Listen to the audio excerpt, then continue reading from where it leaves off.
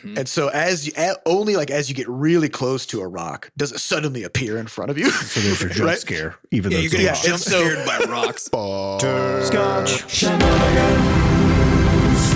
Hey, everybody. Welcome to episode 470 of Coffee with Butterscotch. Is that the all? in-depth comedy podcast of Butterscotch Shenanigans. I'm Seth, and I'm the games programmer. I'm Adam, and I'm the miscellaneous programmer. I'm Sam, and I'm the artiste. And this is a show where we talk about life, business, and working in the games industry. Today's May 31st, 22x4. Before we get started, we do have a profanity warning in that there's going to be profanity in this show.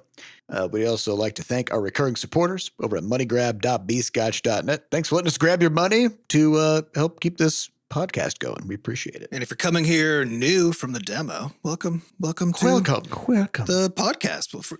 First timers, welcome. Yeah, anything can happen on this show in the sense that we don't really plan ahead very well about what we're going to talk about, other than just loose, high level ideas. So we'll probably end up on some tangents because that's just how we roll.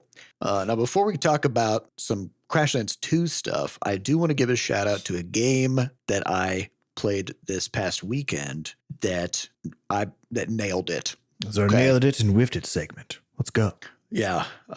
So we don't rate games. We don't do like a 9 out of 10 or 5 stars or whatever. We don't even recommend games necessarily, right? Mm-hmm. All we say is like, based on what this game was trying to do, did they nail it? And this past weekend, I came across this game Dredge, which I hadn't. I think it was launched hadn't last heard year, of. I think. It's like a year old or so. Mm-hmm. And I found it because I was looking through a list of like a top rated adventure RPG games on Steam. And this game was listed under adventure RPG, and it was in the list of the top rated ones. And it was one of the only ones I didn't own in that list. Little hole in your collection.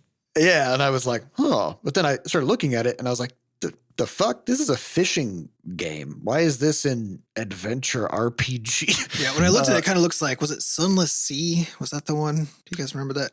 It's in there kind of like I remember Lovecraftian horror vibe, but you're just like top down, like doing stuff in a boat as it's driving around. Like it has like my initial look at it was like, oh, this kind of looks like that, except that as you've described it, it has all these mechanics from all these different kinds of games. So I'm going to kind of try to set the scene here for kind of like all the different interesting things that this game is pulling together, because it's really cool how they pulled on several different mechanics and pulled it together to make for like somehow an experience that is both very chill and soothing, but also horrifying and panic inducing, kind of back to back. So what's the big thing is like what's the like high level concept for the game as far as like what you're trying to do? So it's hard to describe the high level concept without kind of just like talking through like the opening moments of the game. Right. Mm-hmm.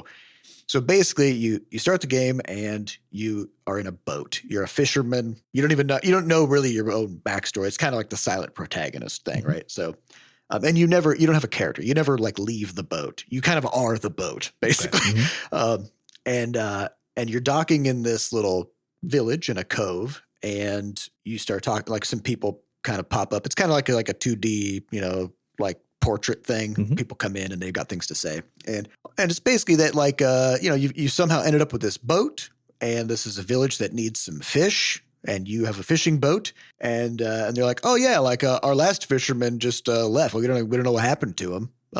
But if you could catch us some fish, that'd be great. Just make sure you come in before nightfall, because that's when the fog rolls in. Okay. Right? And it's like, mysterious. That sounds bad. Okay. And so you start driving your boat, and there's a clock at the top of the screen that says what time of the day it is. And what you'll notice as you're driving your boat around is that time only passes while your boat is moving. Okay. So super hot. If you stop, so you start motoring forward, and you can see the sun like moving across the sky, right? And as soon as you stop, the sun stops. Okay. So then you see like already an interesting way to handle. It's super hot style, right? Yeah. Like time moves when you move, right? So then you go and you see like some little ripples in the water, and you pull your boat over it. You get a little button you can hit to catch fish. And there's like this little fishing mini game It's kind of like a timing game, which is very familiar to just about every fishing mini game in every game, right? But while you're fishing, time doesn't pass. Time does pass while you are fishing. Okay. So anytime you're doing stuff. Anytime you're doing boat stuff, okay.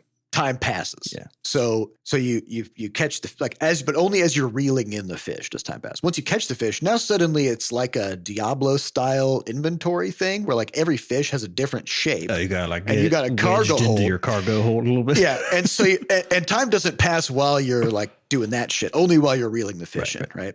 And so each fish you catch, you got to kind of puzzle out how to get that fish to fit it in there. That's actually very smart. Because so many games are manage time in some way, right? Whether it's like Stardew Valley, where like you just start draining energy as the day wears on or something.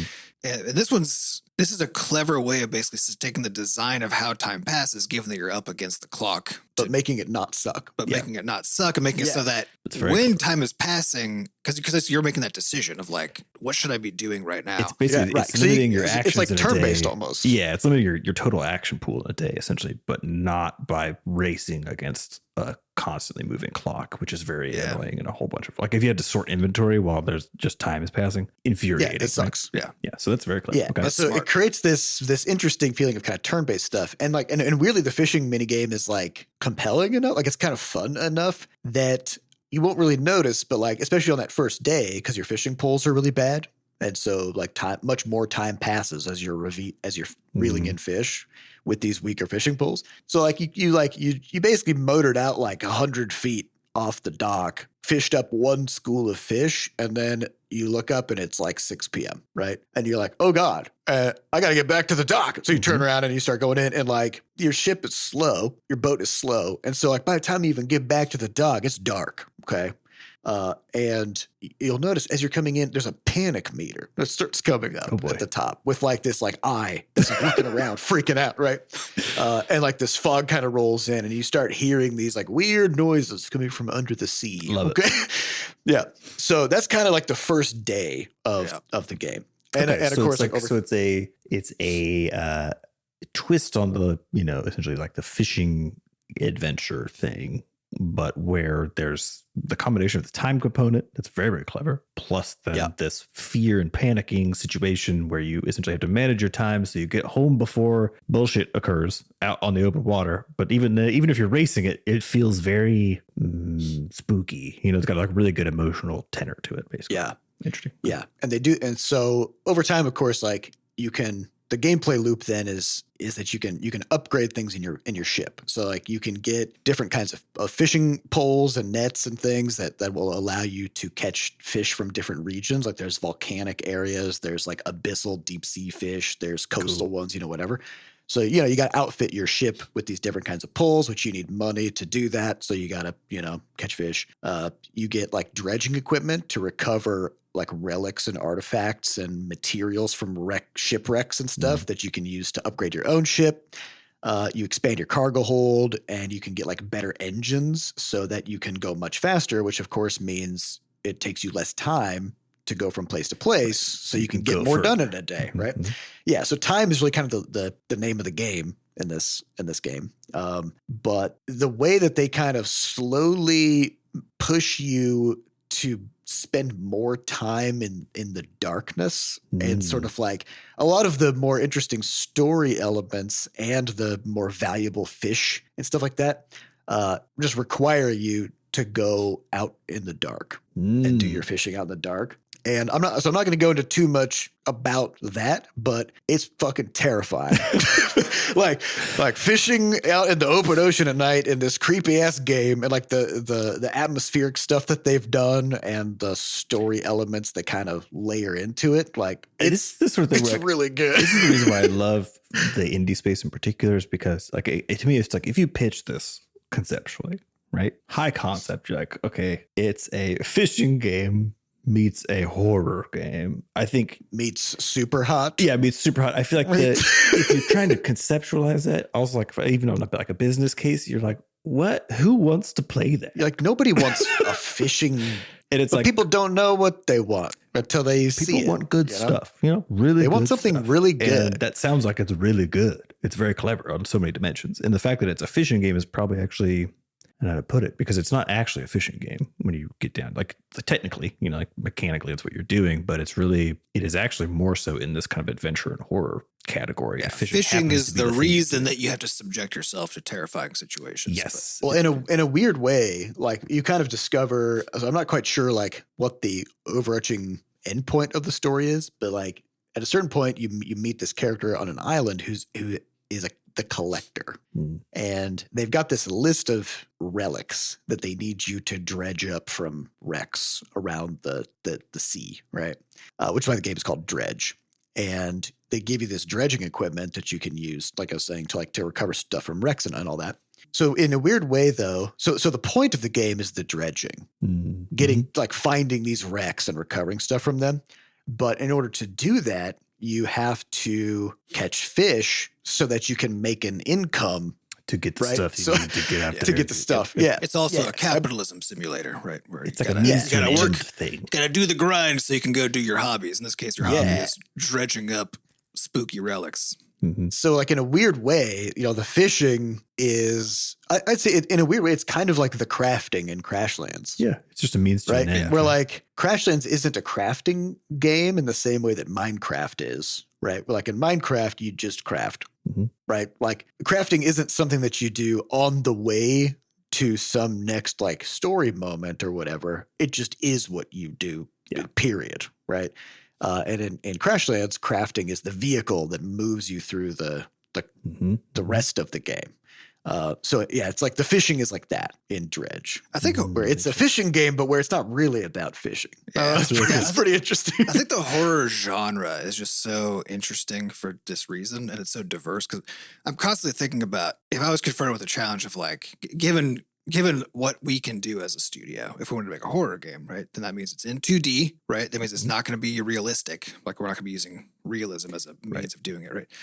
And as soon as you've got those two things, and I'm immediately like, how the fuck do you make a compelling horror game like that can convey horror, right? But then you play these kinds of games that are pretty abstract. Like Sunless Sea is another example of like it's not a horror game exactly, but it's got this sort of existential dread. It's very spooky the whole time. But while nothing is in any way realistic, because you play a lot of like the especially the indie space is full of interesting horror games, right? But the most popular ones are still like you're embodied in the game. It's a first person thing, maybe third person thing, right?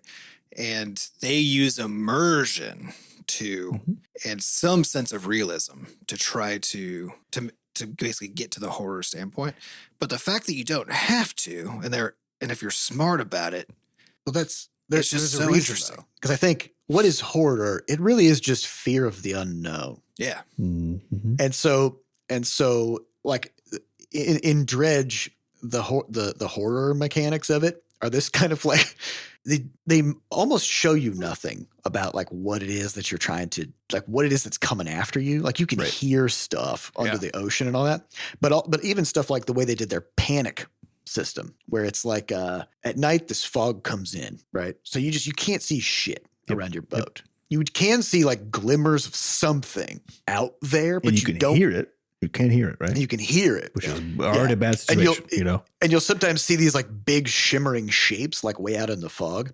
But then, like once you've been out in the fog and you can install like fog lights on your ship, but they only last for so long at night. They actually like kind of start flickering and go out. Classic. And so there's all these different like obstacles and rocks and things out in the ocean that normally like you have to steer around with your ship. And if you bang into things, it damages your ship and it can like break your engines and slow you down and stuff like that.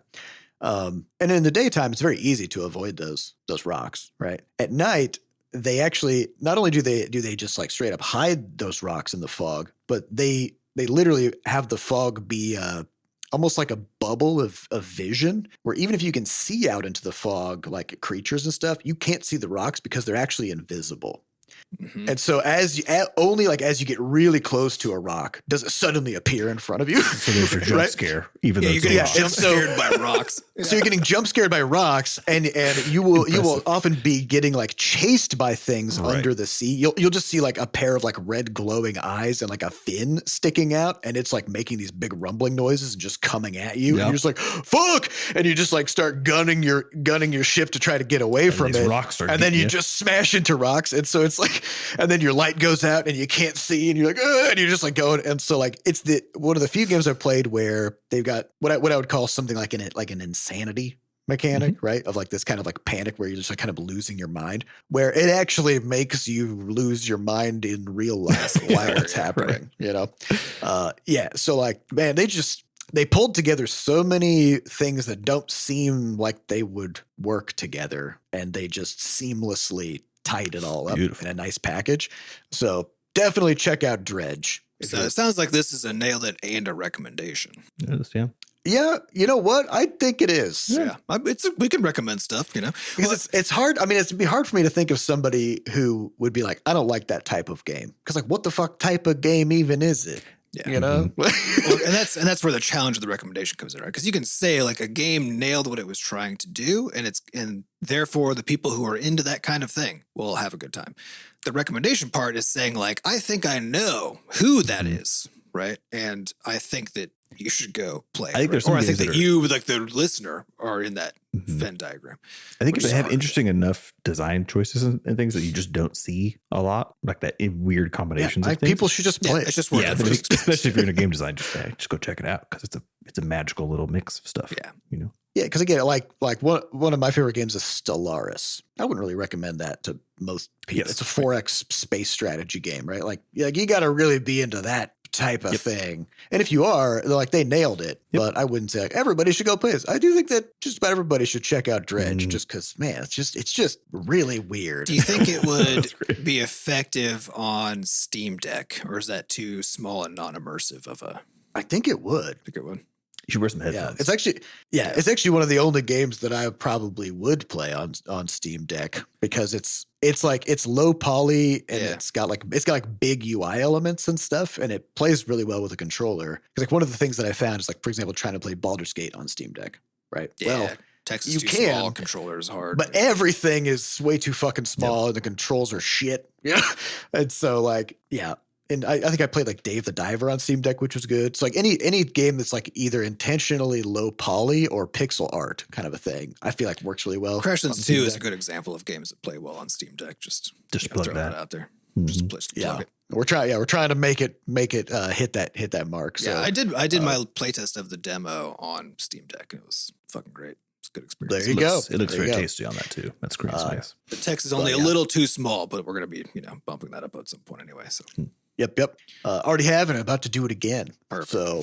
So, speaking of which, let's talk about the Crashlands 2 demo. Yeah. So it's been out for 10 days. Yeah, about a week and a half, give or take. Yeah. We've already released a patch this week to address some of the initial feedback we had. So we're going to talk a bit about the only patch. Probably the only one. Yeah. There might be another one, but probably. Yeah, we may have one that has like a bug fix or two in it if anything actually like egregious happens. Yeah. And so we did have a number of bug fixes in this, but there were kind of like, there's like one kind of big thing that we wanted to hit in this, which is that we got feedback from a handful of different people that, like, players often give feedback as solutions, right? Well, they'll be like, I want this in the game. I want this to be like this. And so whenever we get a lot of people presenting solutions to things they want to see changed that all kind of land in one area of the game, then we look at that as, okay, we should take a step back and reevaluate why people feel like something needs to change in this spot, right? Because people will just players will typically like jump to the first thing that they want to have changed without really thinking through how that's going to hit the entire game at large, right? And so we generally ignore solutions and just try to focus on the why. Well, I think we're also all trained by school and everything else, and by societally, that when you're giving feedback, if all you do is complain rather than present solutions, right, then you're doing a bad job at giving feedback, which is true in like some scenarios, right? But in some places it's not actually. Like in the design space, the feedback we need is just where does it feel like things are off? Where does it suck? Yeah, that's actually what we need to know rather than what to do about it. Yeah. And so there was one thing that came up from a number of different people that we were like, all right, let's take a look at this, which was the harvesting of static resources. Mm-hmm. So in Crashlands and in Crashlands 2, there's just like basic ass plants around that you can cut down with your saw or your machete or whatever, whichever game we're talking about. And so in the first game, you would get like a saw and you could cut down log trees. But the first game had this weird sense of scale problem where everything was about the same size. Mm-hmm. So you are the size of a tree, and when you chop the tree down, it will throw like 3 logs out, which are also the size of the tree. Right? Everything's basically the size of the tiles that make up a grid square. Right. Yeah. And which is great on mobile because it means like everything is really easy to see, depending on what the screen. Well, it's partially why we did it too, right? Like we could have made the logs smaller than the tree, but then if you're playing on an iPhone or something, it's like, oh wait, I can't see shit. So everything was kind of like that for a reason, but also just because there's a complicated aspect of trying to use a randomly generated world, which we did in the first game, where you've got things that are like 2x2 or 3x3 grid spaces and trying to figure out how to make that not fuck up your world generation, right? Mm-hmm. So we couldn't really solve that problem. But in Crashlands 2, we did solve the problem because Crashlands 2 is not randomly generated. It's hand built.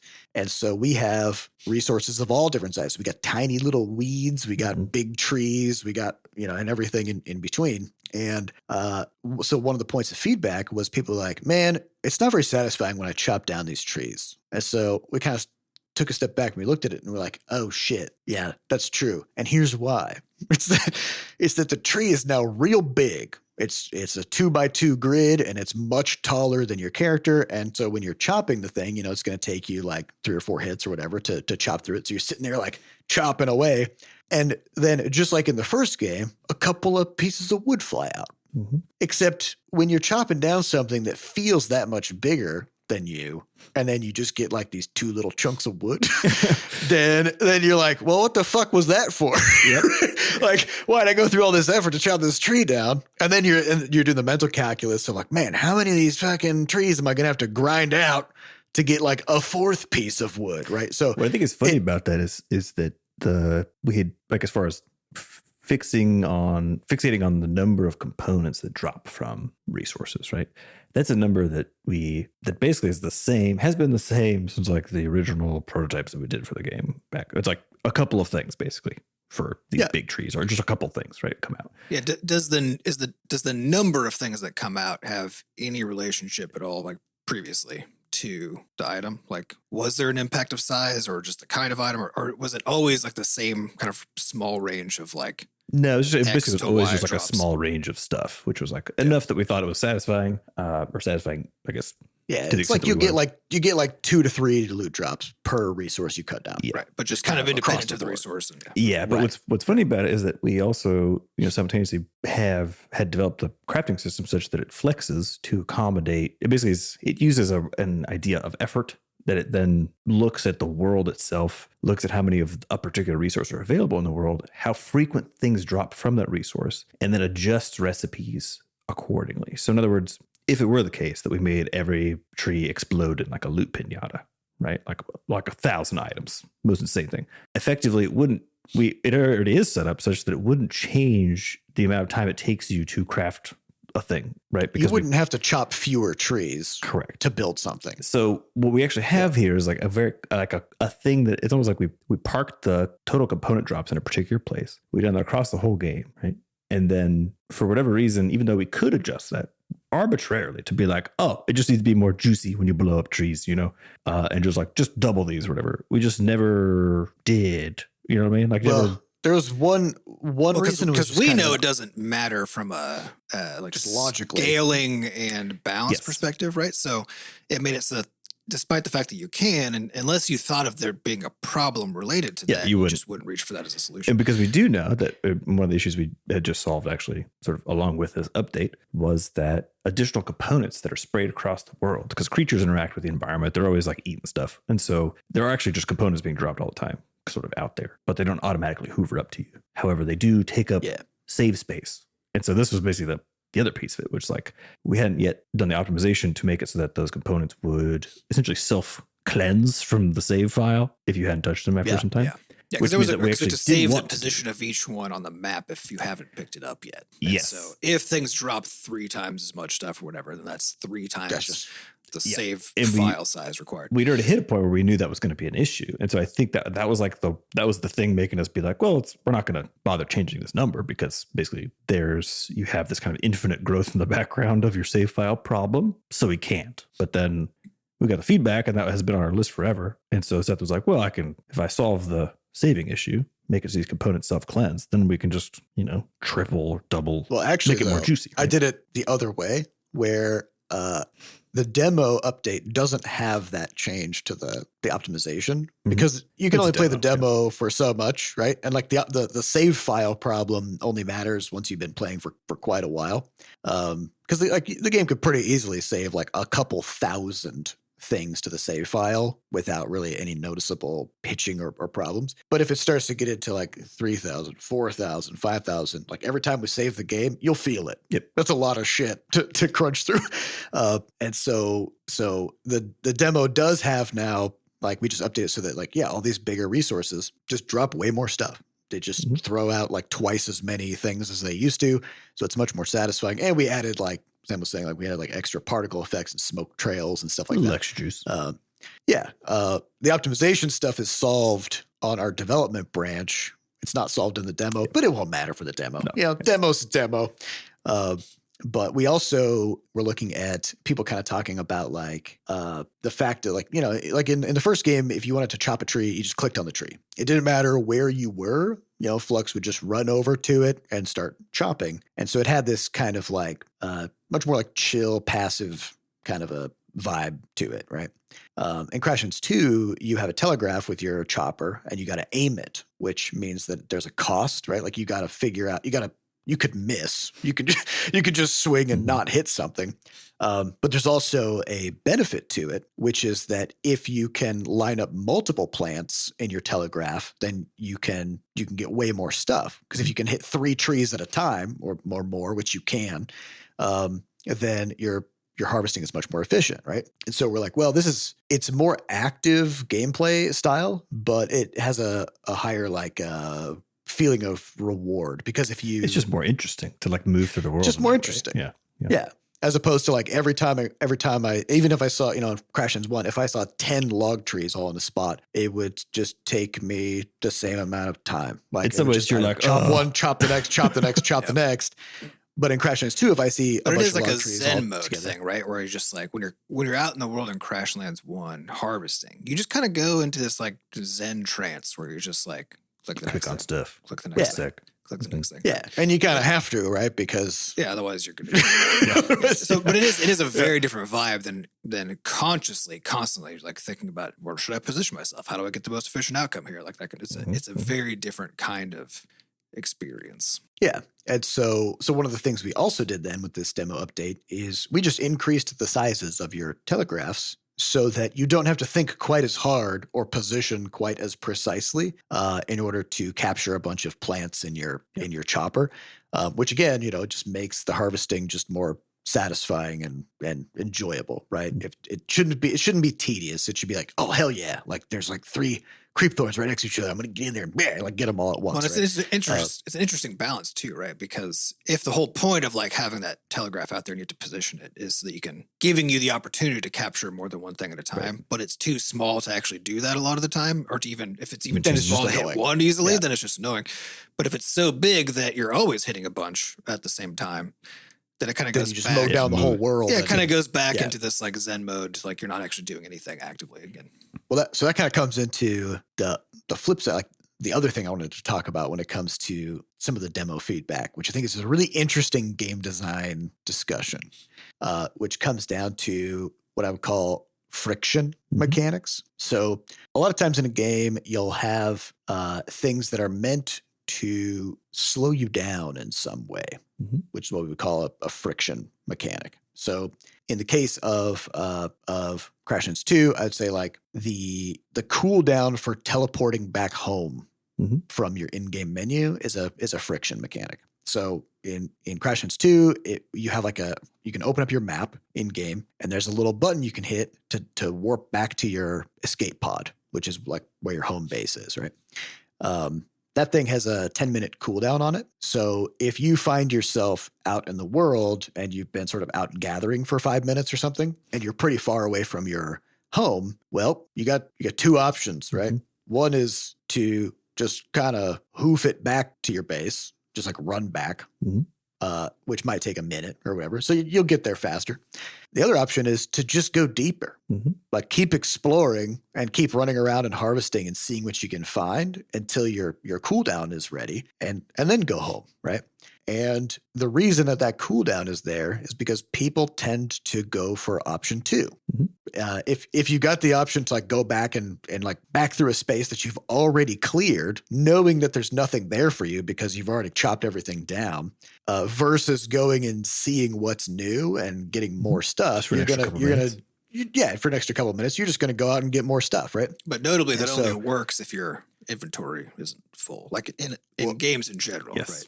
right? Well, there's two things that make it work. One is that, and the other is that the world in Crashlands 2 is made for exploration. Yeah.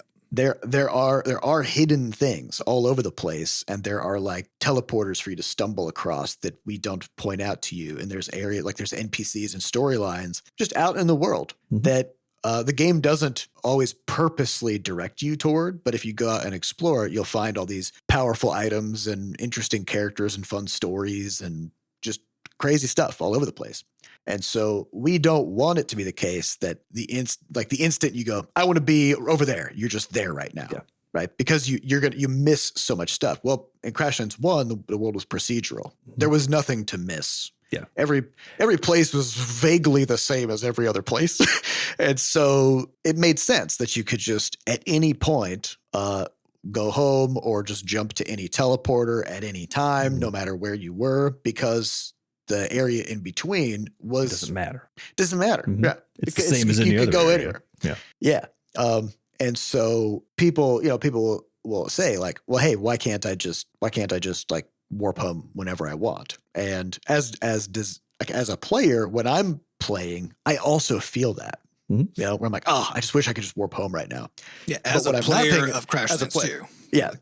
But what I'm not paying attention to when I feel that is I'm not paying attention to what I do next, which is explore. Right. And so that mechanic is there. It feels annoying that you can't just do whatever you want whenever you want, but the consequence of it is actually a much better overall experience. Right.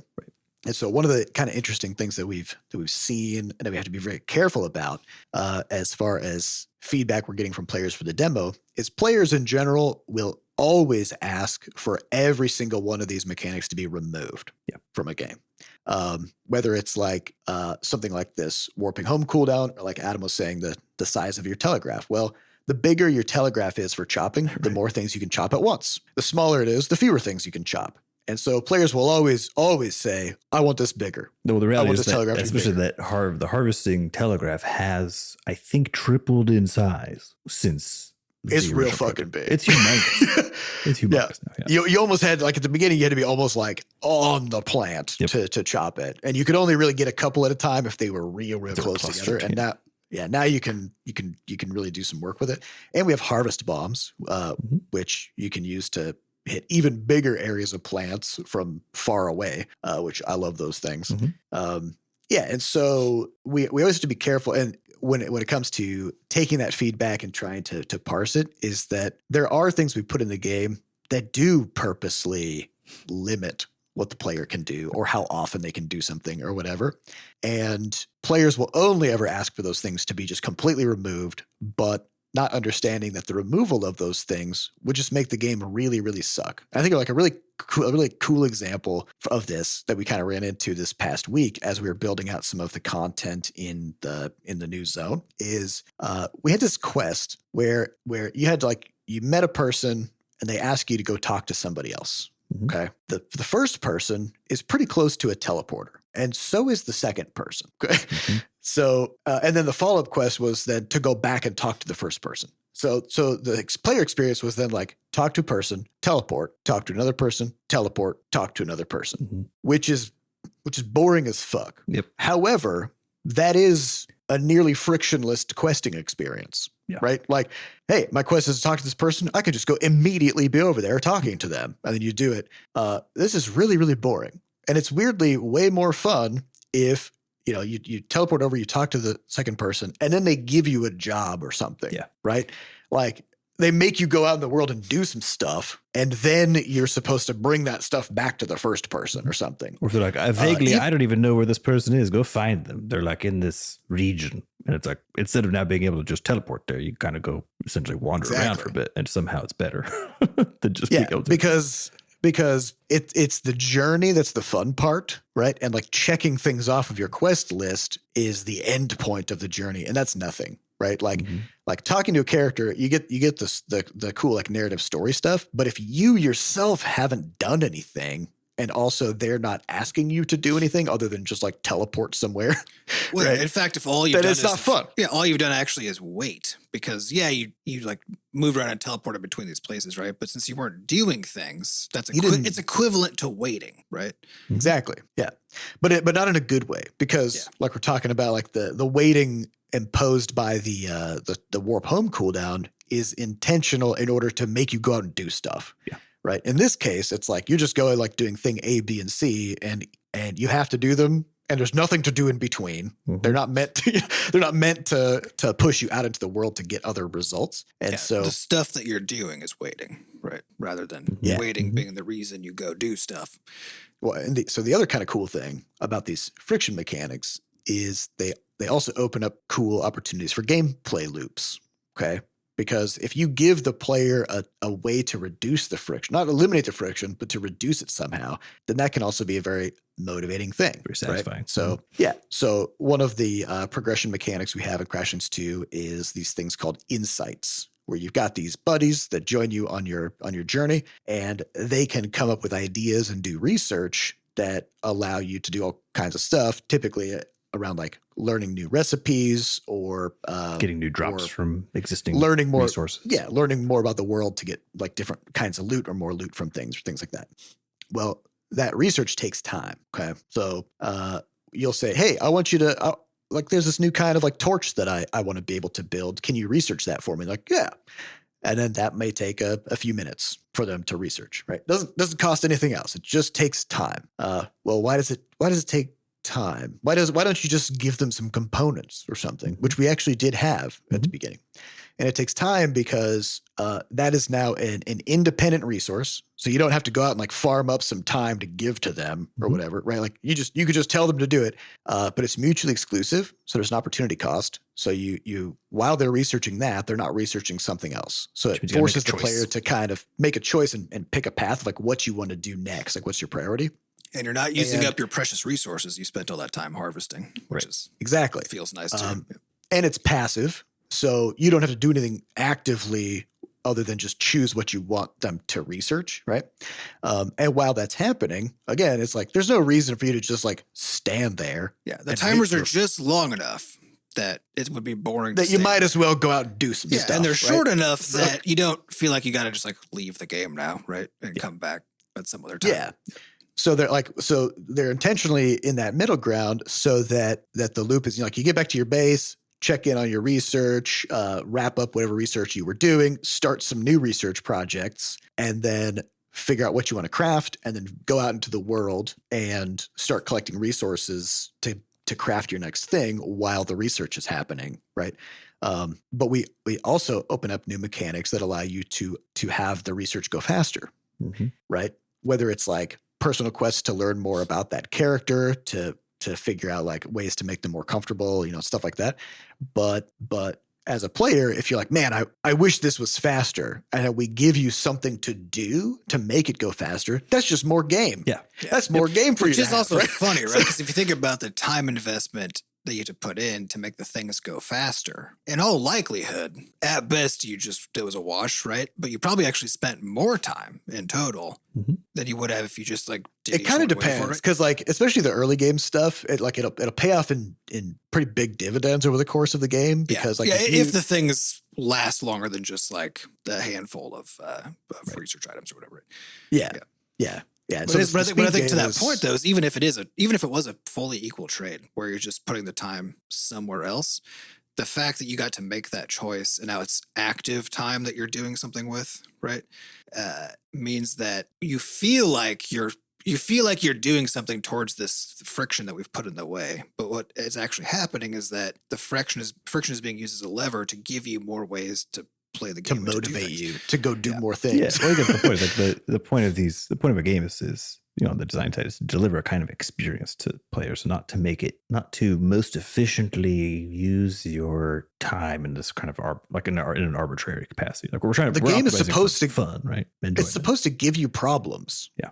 To solve, right? Like if there is nothing in the game that is a problem. Like if you one shot every resource, you can farm every plant in a 2-mile radius with one swing. All the recipes cost one component each. Research happens instantly. You can teleport anywhere at any time.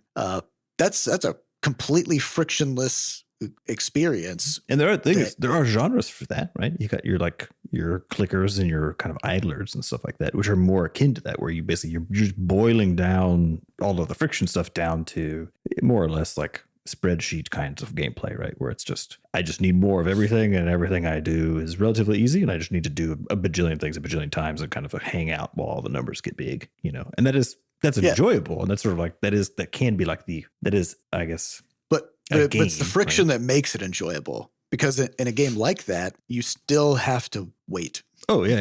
Right. So like in Cookie Clicker, the fact that, you're accruing cookies at a certain rate, and that like, this is too slow. I need to do something to make this faster so I can get to the next tier, right? If it was just like, you're generating 1 cookie per second, now 2, now 3, now 4, now 5, and it just did that, and it was always at the same rate that you're just like constantly getting more cookies. Again, nothing for you to do, no decisions to make, because you have no motivation to make it go faster, because it's already just progressing insanely fast, right? So that's just it's always an interesting thing for us to be thinking about when it comes to feedback we get from players, because again, players will always ask for every single one of these things to be easier, faster, more instantaneous, just get it over with, right? But if we do those things, the game sucks. There's nothing to do in the game. Or it just turns into it's a chore. It sort of boils down into just like a different kind of game that is less experiential, I think, and more game, if that makes sense. Like more just pure game. Yeah. Like the experience of the game needs time. It needs breathing room. You need to be able to go out into the world and do stuff and explore. Well, it's also a matter of like, each individual thing isn't there for its own sake and doesn't exist in a vacuum, right? So, because if that were the case, then if the purpose of a teleporter is to get you from point A to point B fast, then it should be fast and instant. It shouldn't have a cooldown if that's its purpose, right? But that's not its purpose. Its purpose is, in the context of the game, to allow you to get across areas that you've already crossed before, so that they've become boring in some way, conceptually, right? So that you could accomplish certain kinds of things that you're doing while exploring more of the space. That's actually the purpose, is to push you to explore and cut out redundant exploration, right? And that's a different thing than just getting from point A to point B. And so for every single piece of the design of a game, its actual purpose is not what it seems to be, right? Its actual purpose fits into this broader context, and you need to have various kinds of friction. You need difficulty curves. You need all this kind of stuff to make it so that it actually makes sense for its context, not as a standalone thing. Yeah. Do you guys remember that years ago? I think in our early days, there was some game that was like, I can't remember the details. What I vaguely remember was it was like they designed it by having like players vote on each design choice or something like that. Do you?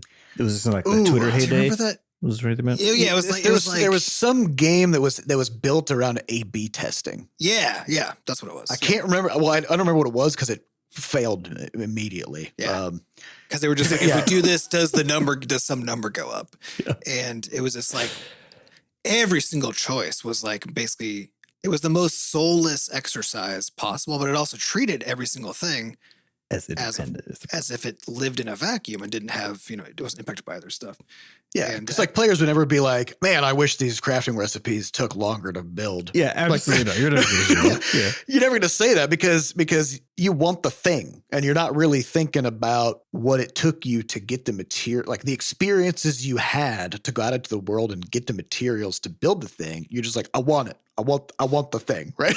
And so you're always going to vote that way, or give feedback that way. And you're never gonna be like, I wish my character moved slower. I wish reloading took longer. Yeah. I wish I couldn't ride a Jeep everywhere. Yeah. Like a good example of this is ever since 2007, there's just been this constant debate in the World of Warcraft community about flying. Because in the original version of the game, you had to walk everywhere or ride a ground mount, which was basically up to double speed. So, if it took you 5 minutes to travel, on foot to travel from one city to the next, if you're mounted, it takes you 2.5 minutes. And on the way, you'd see other players, you'd get some quests done, you'd see some materials for your profession, go mine some. There's sort of like highways in this case because there's actually players running around on a lot of routes, right? So there's a lot of player movement that's visible. Yeah. And then in each of the major cities, there will be flight masters, and you talk to them and they'll throw you onto a griffin or a wyvern or something. And it's almost like a taxi service, right? Like they would send you to other cities that you have unlocked the flight paths for. So it's kind of like a fast travel kind of thing. But even those flight paths, if you're going like across the continent, it might take 10 minutes. Yeah. So it's more like a way for you to do a big travel thing just while like taking a break from the game and go AFK and make yourself a cup of tea or something. Right? It's like you don't have to drive. It's like riding the subway, right? It's like you don't have to drive there. Well, in the context of a game, also where everything about the design and the community is about playing the game for really extended periods of time over long durations of time. And the reason for that is that if the game doesn't take a long time to do stuff, everybody does everything immediately and then they leave, which means there's no community, there's no multiplayer, which is the whole point, right? Yeah. So again, it's all about the friction. Well, in the first expansion, they added flying mounts that you would unlock when you got to max level. And with that, you could go at triple speed. And of course, you could fly. So it changed the nature of the game where if you wanted to do a quest, instead of being like, I got a quest to kill this guy inside this castle, I got to like fight my way through the courtyard. I got to, blah, blah, blah, and work your way. And it's like an hour-long adventure. Instead, you just like fly near the castle. You look around like, oh, I see like a window up there. And you just fly into the top floor, murder that guy, get on the windowsill, mount up on your flying mount and just zip on out. So it takes something that like was like a journey with like stuff to do to just a checklist. You're just like, all right, killed the guy, I'm out, right? And so that was a cool thing to get as a max level player, because at that point you had kind of done a lot of the quests already. And most of what you were doing as a max level player is just like going from dungeon to dungeon or things like that. So it was nice. And that is the idea of why some of these friction mechanics are also adjusted as the player experiences more of the stuff, right? Is for exactly that. So say like the purpose of the friction actually changes depending on what the player's done in the game and how the game has changed as a consequence. Yeah. So, it's like fast travel, right? Like in a Fallout game or something, right? Yeah. Like if you could just fast travel everywhere first. Yeah, it's good. That's a very different game, right? And so ever since they added that flying mechanic to the game, they have been trying to put that genie back in the bottle for like 18 years. To a point where every expansion that they release, suddenly you're leveling and questing again to like, they'll be like, oh, now like the level cap is 80 instead of 70. So you can level up 10 more times. We added all these new zones with new stories and quests. Well, if everybody can just zip around through the air from quest location to quest location, then why did you build this huge world with all these things in it. Why even have ground? Experience it. Yeah. Why have ground? Why not just have floating islands with NPCs on them with exclamation marks over their heads? And so every expansion, they try to find a way to take flying away from people. Yep. So they're like, it's cold here. So You can't fly. the first expansion was, it was in Northrend. It's like, you got to learn cold weather flying in order to fly here, which you can only do when you get to the max level and do a quest or something, right? But then the next expansion was not cold, and they had to increasingly try to find lore justifications, and eventually they gave up, and they're just like, all right, we're just gonna turn flying on 2/3 of the way through the expansion. so the expansion will be out, and then like a year and a half later, people can just fly now. Well, it's an interesting admission, right? Because what that says is that basically there's a certain experience of the game that is actually rendered sort of impossible to have once this flying mechanic is present, right? But that the flying mechanic itself is useful basically at a very particular point in the player life cycle. But like once you do that, it invalidates so much of the other sort of stuff that happens in the game world. But basically the other fact is like if you have players flying around as opposed to, operating on like a 2D plane, running around on the world, having to deal with like mountains and choke points and stuff like that. Players also the terrain doesn't matter. Like nothing matters. The terrain doesn't matter, but also players don't see each other. Like there's a infinite because players only exist in a space for the fraction of a minute. Like the time it takes them to land, kill something or pick something up, mount up and fly away, right? Because something that was also kind of cool, like about the flight paths in the original version of the game, was they specifically made those predetermined flight paths follow routes where you were likely to see other players doing stuff. So they would kind of like swoop it down, and you would kind of like fly really close to the ground over this like area where there's like a whole bunch of quests, like a bunch of different quests that send you into this compound or something. And so you'd always like see people doing stuff out in the world as you flew around. Well, when you're on your own flying mount, you're not going to do that. You're going to take the shortest path, which is usually you mount up, you go straight up into the sky so that there's no obstacles. Then you point in the direction of your objective, and walk away. You just go straight because the game has an auto run button. So you just hit that button and your mount just goes forwards, right? So you just hit that button, Alt Tab for a while, whatever. It's so funny because it's like, because again, I think it really brings home the idea that what you're doing is you're providing it's two different kinds of experiences that you're targeting in these cases, right? And I think the challenge is basically, especially as you move more toward fast and convenient, you just kind of eat away at anything that requires a bit more of that kind of slow cooking to do. So any of the adventure, the exploration, stuff like that starts getting kind of worn down. So it's, I always just say like convenience is the opposite of adventure. Those are opposites, right? So if you want to play an adventure game, but you want everything to happen instantly, well, you're not playing an adventure game anymore. I don't know what you're doing. Well, but it's actually more interesting than that, right? Because the fact that you want it to happen instantly is what kind of propels you forward, right?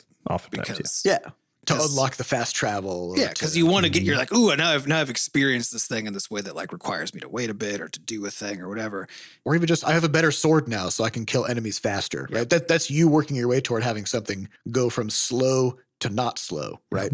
But like if you were one-shotting enemies at the beginning, you don't give a fuck about getting a better sword. There is no better sword. Right? Like there's nothing for you to go. But also like this is also where like the design is so important, right? Because if what happened was you just got better swords and it allowed you to kill everything faster, period, right? Then now it gets boring. If it makes it so you can kill certain things faster that you don't need that much anymore, or that you still need, but now just in like really large quantities, but like you figured it out, right? So you figured out because once you figured out how to fight something, it becomes increasingly less interesting to fight at each subsequent time, right? So if you still need to, then we should make it easier for you to do that over time, or to make it so that you get to do it less or whatever, while other things are just starting that same journey, right? So that you're constantly on these journeys of like, the first time I do a thing, it's interesting and challenging and has friction, right? And the more I have to do that thing, the less friction there is, so that I don't start to get frustrated by the friction, right?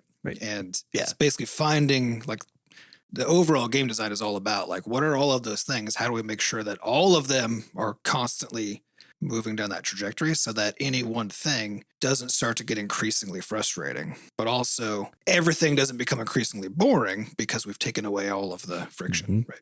Yeah. Now, I will say it's hard for a player to tell whether one of these things is a like reasonable friction mechanic that's there for a good game experience. It's hard for us to tell too.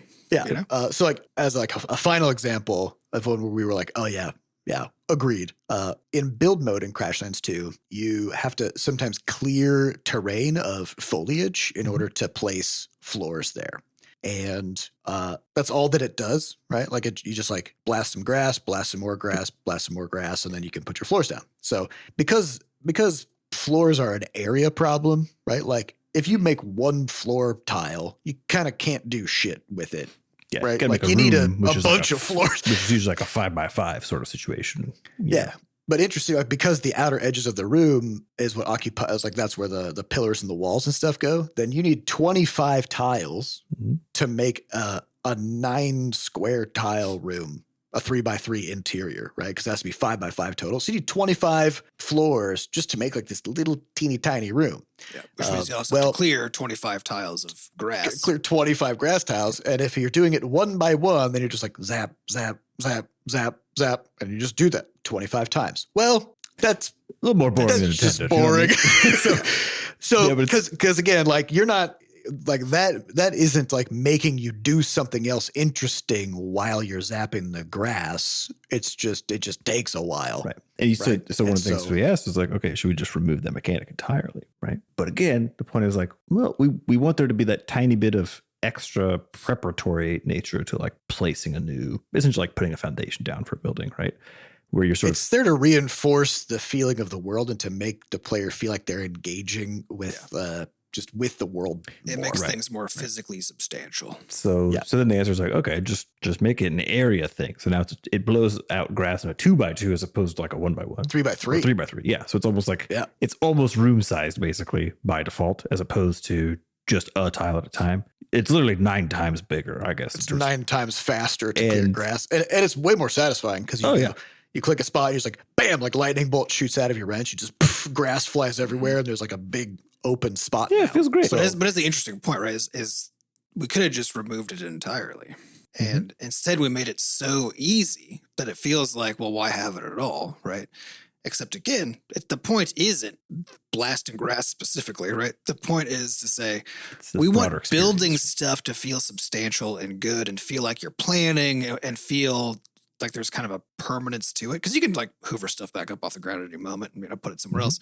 But it should feel like you're making decisions and that what you're doing matters when it comes to building stuff. And if you can just like slap stuff down and it's just none of it's a big deal at all, right? That takes some of the gravitas out of the process. And so it's actually just a gravitas mechanic, right? That just makes it feel like it just matters a little more. And that doesn't mean it has to be arduous or take almost any time at all. But if it was just waiting, then that's not very useful, right? But if it's just doing something that feels like it makes sense and that gives you a sense of place, then collectively it all comes out to probably be worth it, you know? Yeah.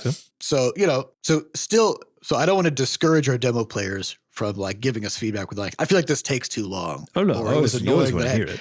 Like, for sure. tell us that stuff, but just know that there are some things that are the way that they are for a specific reason. And it's not because that thing on its own is fun. It's because it makes the whole game more fun by pushing you to do stuff, to do other things. There's always the very important interaction of the fact that it's a demo of limited content, right? Which is that you're not able to access basically certain things that also speed up stuff and give you other reduced stuff friction parts of the because so think of like playing get Terraria. on the roller coaster. Yeah. Like if you imagine like when I played Terraria for the first time, played it by myself for like an hour and I was like, this is so slow and tedious was like my only reaction to it. And but then playing it over time with other people and all that kind of stuff, like the whole nature of everything, as you learn more about so much and you learn more about it, right? But like if all I had access to was like a demo of Terraria, so the only feedback I could give was on that part of the experience, right? Then the only part of the experience you have is the slowest part, right?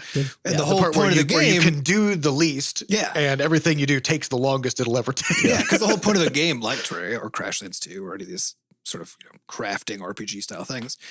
The whole point is the opening up of things and the enslickening of some things while new hard things come to play. Like the whole point is that, but you can't have that in a demo. Well, but it should still, and this is kind of the tough line to walk that we're trying to figure out, like, where do we put the bounds of the demo, right? Yeah. Because it should still be fun at the beginning. Yeah, it still has to be fun, definitely.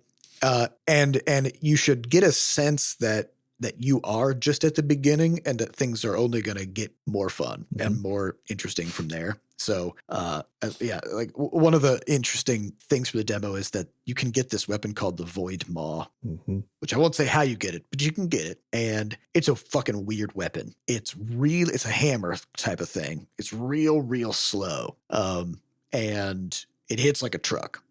Well, one of the things that our players commented is they're like, well, this weapon is really strong, but it sucks because I keep getting hit. I keep getting hit by stuff when I'm trying to use it. And I feel like I can never get a swing off. Well, of course, what the demo doesn't really show you is the rest of the equipment set that goes along with this weapon, which is all about getting hit by things. Yeah, the point is to be slow so that you do get hit. The point, like over time, you will build out stuff for this weapon that makes it so that you want to be hit by things because it makes you more powerful. And so it's slow for a specific reason, but you can't really get into it in the demo, right? So there's like a lot of interesting things like that. And so we're trying to tease out like which points of feedback are true across the whole game and which ones are just like, because it's a demo and you can't do much, then that's just natural, right? So it's been super cool and interesting, and keep the feedback coming. It's been really great to hear all that. We will be, because of a bunch of scheduling stuff, we will be recording the next episode right on the heels of this one. So we didn't hit any questions today because we'll be doing all questions all the time in the next episode. So that's all the time we have for this week. We'd like to thank our producers Fat Bard and Sampa DaCosta for putting the podcast together, and thanks to our community moderators who keep our Discord running. To get more involved in the Butterscotch community, you can just go to podcast.bscotch.net, where we have links to the Discord, a way for you to donate, and links to the podcast archives. And as always, if you haven't yet, head on over to Steam, check out the Crashlands 2 demo, give it a wish list, and all those things will help boost the visibility of the game in the coming months and leading up to the launch, and it'll help a ton. We'd appreciate it. Thank you all for listening, and we'll see you next week. Goodbye.